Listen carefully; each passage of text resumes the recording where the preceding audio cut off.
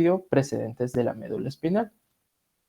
Siguiendo hablando del mielencéfalo, tenemos que los neuroblastos de las placas basales del bulbo raquídeo se convierten en las motoneuronas. Los neuroblastos forman núcleos y se organizan en 3 columnas de células a cada lado, como podemos ver, desde la parte medial hasta la parte lateral. Estas tienen diferentes denominaciones, las cuales serían la rama eferente somática general, la cual está representada por neuronas del nervio hipogloso. También tenemos a la rama visceral especial, la cual está representada por las neuronas y nervios músculos procedentes de los arcos faringios. Y por último tenemos la rama eferente visceral general, la cual está representada por algunas neuronas de los nervios vago y glosofaringio. Hablando de la siguiente estructura a formarse, tenemos al metaencéfalo. En el metaencéfalo tenemos que las regiones dorsolaterales de las placas alares se flexionan en una dirección medial y forman lo que sería denominado labios rómbicos. Tenemos que en su porción caudal del metaencéfalo los labios rómbicos están muy separados, pero justo por debajo del mesencéfalo se aproxima uno a otro hacia la línea media. Esto se da en la semana 6. En la semana 8 ya podemos observar que como consecuencia de una profundización adicional del pliegue pontino, los labios rómbicos se comprimen en dirección cefalocaudal y constituyen lo que sería la placa cerebelosa. Ya en la semana 11 tenemos que esta placa cerebelosa muestra una región pequeña en la línea media, la cual va a ser denominada la vermis, y 2 regiones laterales, las cuales ya serían denominadas los hemisferios cerebelosos. Una fisura transversal va a ser aquella que separa al nódulo del vermis y al flóculo lateral de los hemisferios. Este lóbulo floculonodular es lo que filogenéticamente sería denominado la parte más primitiva del cerebro. Ya, una vez ya habiendo terminado lo que sería el romboencéfalo, ahora va a seguir el prosencéfalo. En cuanto al prosencéfalo, podemos decir que a medida que tiene lugar el cierre del neuroporo rostral, aparecen 12 vaginaciones laterales, las cuales serían las vesículas ópticas, que su propio nombre ya nos está diciendo primordios de qué son, que serían primordios de las retinas y los nervios ópticos. Cada una de estas está ubicado a un lado respectivo del prosencéfalo. Esto principalmente lo podemos observar en el día 27. Ya en la semana 11 podemos ver que aparece un segundo par de divertículos, que serían denominadas las vesículas telencefálicas, una localizada en una parte más dorsal y la otra en la parte más rostral. Estas son los primordios de lo que ya serían los hemisferios cerebrales y sus cavidades se convierten en los denominados ventrículos laterales. Tenemos que en la parte rostral del prosencéfalo vamos a encontrar lo que sería el telencéfalo y en la parte caudal, o también llamada posterior, vamos a encontrar lo que sería el diencéfalo.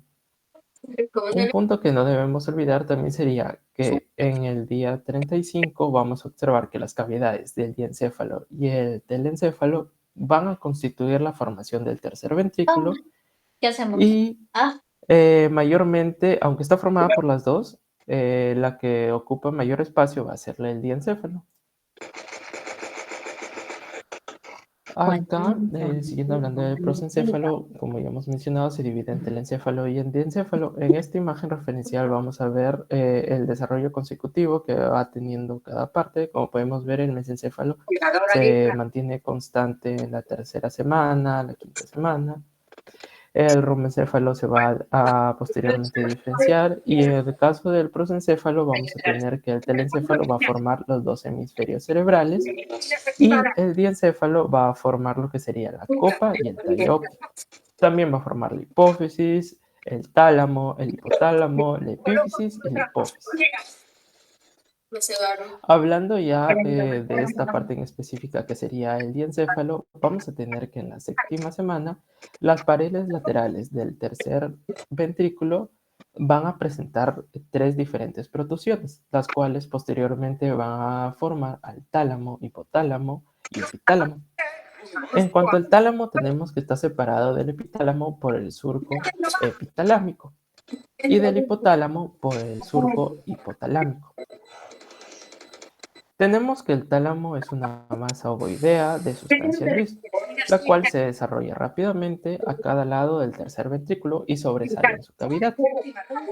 También tenemos que los tálamos se fusionan en la línea media en aproximadamente el 70% de los casos, formando un puente de sustancia gris que atraviesa el tercer ventrículo, el cual posteriormente va a ser denominado comisura hipotalámica. Ahora vamos a hablar del hipotálamo, el cual precede de la proliferación de los neuroblastos en la zona intermedia de las paredes diencefálicas. Esta en la zona ventral al surco hipotalámico. La expresión diferencial de la vía de señalización sería la Wnt F3-catenina, la cual está implicada en la definición del patrón hipotalámico. Más adelante se desarrollan varios núcleos que regulan las funciones viscerales. Uno de estos grupos sería el cuerpo mamilar, el cual se desarrolla en la 8ª semana y constituye una protuberancia bien definida en la superficie ventral del hipotálamo, a cada lado de la línea media. Ahora vamos a hablar del epitálamo, el cual se desarrolla a partir del techo y de la porción dorsal de la pared lateral del diencéfalo. Esta es una zona que pertenece al sistema límbico, por lo cual va a tener una función relacionada a lo que sería el instinto y la afectividad. En la parte más caudal vamos a tener, en la parte más caudal de la placa del techo del diencéfalo, vamos a tener un pequeño divertículo, el cual va a ser denominado la epífisis, también llamada glándula pineal. Esta es una glándula primitiva a nivel filogenético que sirve como receptor lumínico. Bueno, ya ahora en esta parte vamos a hablar de lo que sería el telencéfalo. El telencéfalo va a formar lo que serían los hemisferios cerebrales al inicio de la 5ª semana como evaginaciones de 2 paredes laterales del prosencéfalo. El telencéfalo va a formar diferentes estructuras como sería la ya mencionada de los hemisferios cerebrales, el núcleo caudado, el putamen, la amígdala, el claustro, la lámina terminal, el bulbo olfatorio y el hipocampo.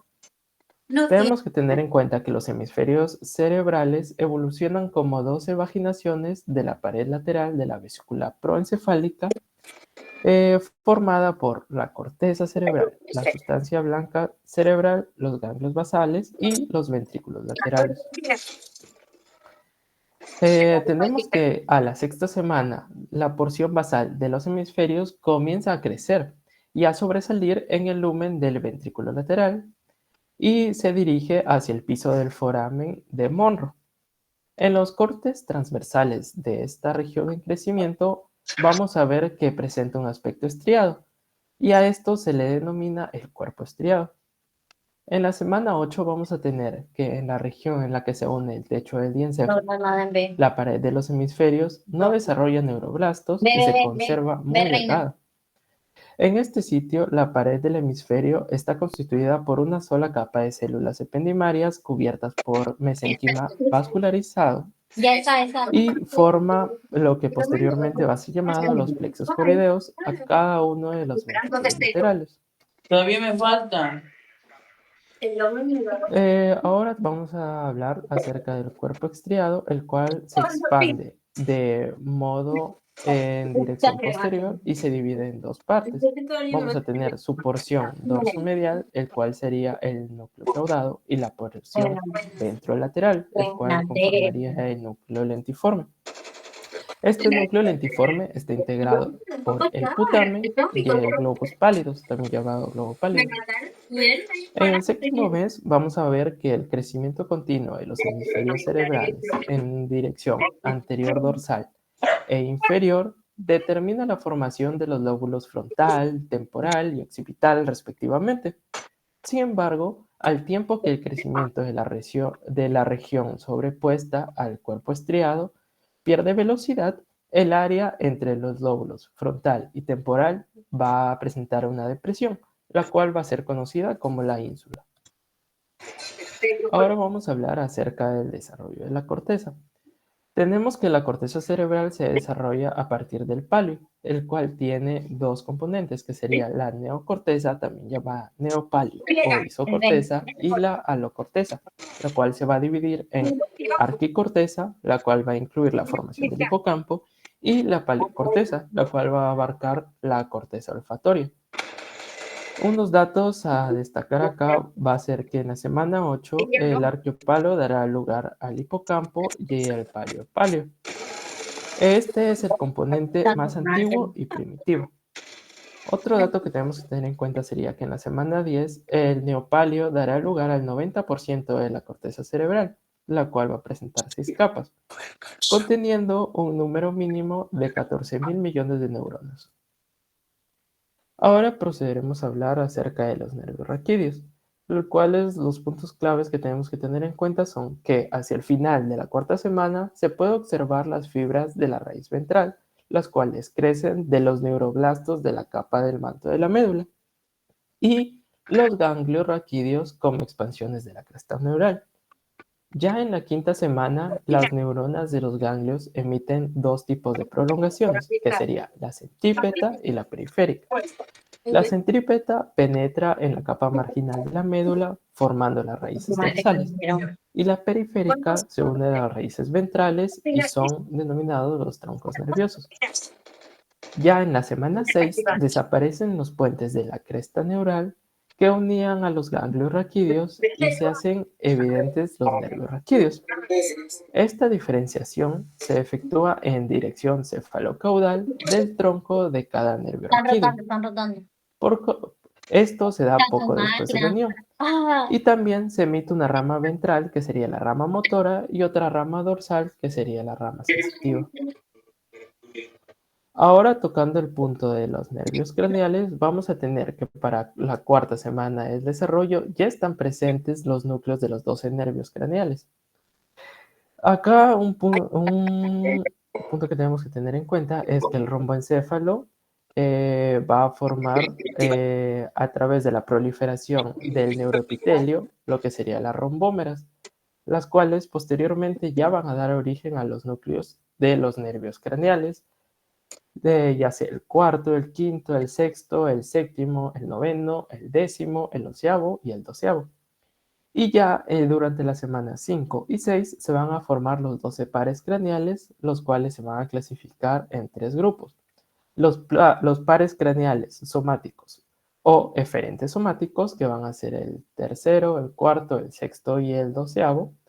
Los nervios de los arcos faringios o sensitivos y motores viscerales, que va a ser el quinto, el séptimo, el noveno y el décimo. Y los nervios sensitivos especiales, que va a ser el par craneal número 1, el número 2 y el número 8. Hablando del sistema nervioso simpático, vamos a tener que va a tener un origen a través de la lámina basal del tubo neural y las células de la cresta neural. En cuanto a la lámina basal, da lugar a las neuronas simpáticas las neuronas simpáticas preganglionares en el interior de la columna de las células intermediolaterales de la médula espinal, las cuales van a formar las ramas blancas comunicantes desde la dorsal 1 hasta la lumbar 3. También tenemos como otro componente que ha causado la formación del sistema nervioso simpático a lo que sería la cresta neural, la cual va a dar origen a las neuronas simpáticas postganglionares en el interior de los ganglios de la cadena simpática. Esta va a originar a los ganglios simpáticos prevertebrales y a los feocromocitos de la médula suprarrenal. Por último, hablaremos de lo que sería el sistema nervioso parasimpático, donde vamos a tener en cuenta que las fibras preganglionarias de los núcleos del tallo cerebral van a viajar por los nervios oculomotor, que sería el par craneal número 3, el par craneal facial, que sería el número 7, el glosofaringio, que sería el número 9, y el vago, que sería el número 10, hasta estructuras de la cabeza y el cuello. Tenemos que tener en cuenta que el nervio vago proporciona una inervación parasimpática para la mayor parte de órganos viscerales hasta la región del tercio proximal del colon transverso. Y por último, las fibras preganglionares del componente sacro del sistema van a dejar a la médula espinal en las raíces ventrales de los nervios espinales de sacro 2 a sacro 4 y luego salen de las ramas ventrales primarias de estos nervios como nervios esplácnicos pélvicos. Estos van a dar posteriormente una inervación a las porciones restantes del tubo digestivo. Gracias.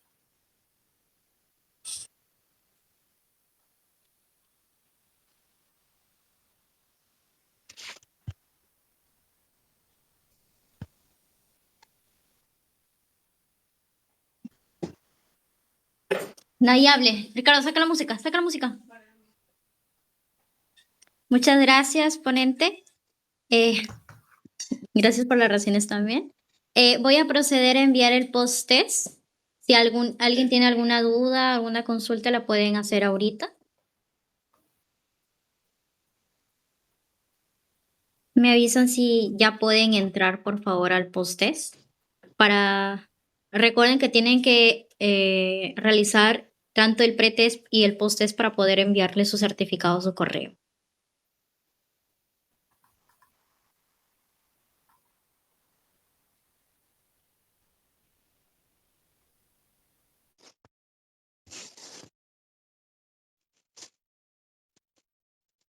Bueno, chicos, si nadie tiene ninguna pregunta, ninguna consulta, ya daríamos por finalizado la ponencia del día de hoy. Muchas gracias al ponente y nos vemos mañana.